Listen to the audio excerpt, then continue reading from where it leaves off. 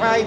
अगाड़ी कोई रक्त दिया तो अगाड़ी साल कोई रक्त दिया? हाँ, वो पीर पुकुर में दिया, 2 बार दिया वहाँ दिया, फिर एक बरमपुर में कैंप लगा था वहाँ पे दिया।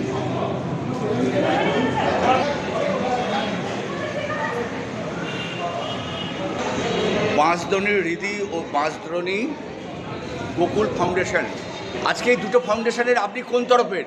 আমি বাঁশদ্রোণী হৃদি। বাঁশদ্রোণী হৃদি। আপনার নাম? আমার নাম শবনম খাতুন। শবনম খাতুন। খাতুন। আচ্ছা, আপনি কোথাকার বাসিন্দা? আমি এখানকার বাঁশদ্রোণী এলাকারই বাসিন্দা। এই মুহূর্তে আপনার এজ কী রান করছে? 23। হ্যাঁ, 23।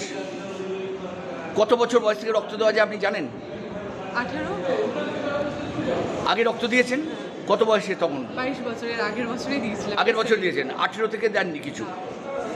মোটামুটি বছরে কতবার দেওয়া যায় জানেন? মহিলাদের 3 বার। 4 বার। আর মহিলাদের 3 বার, পুরুষদের 4 বার। আচ্ছা, আজকেও দেবেন? হ্যাঁ। আচ্ছা, এই রক্তদান করতে লেগে অনেকে বলে আপনাদের কলেজ ছাত্রীরা এগিয়ে আসে, কলেজ পড়ুয়ারা এগিয়ে আসে, কিন্তু অনেকে বলে নাকি হাতে ব্যথা লাগে।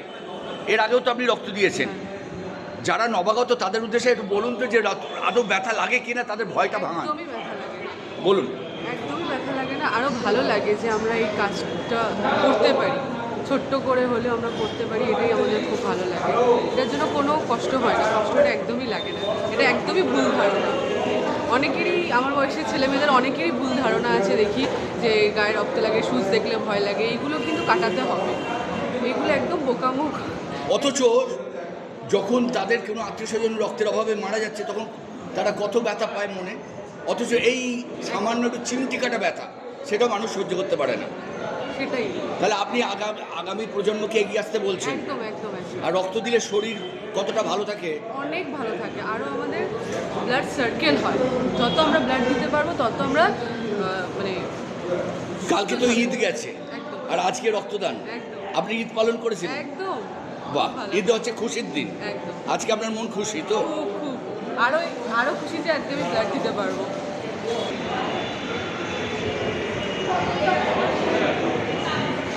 Yeah.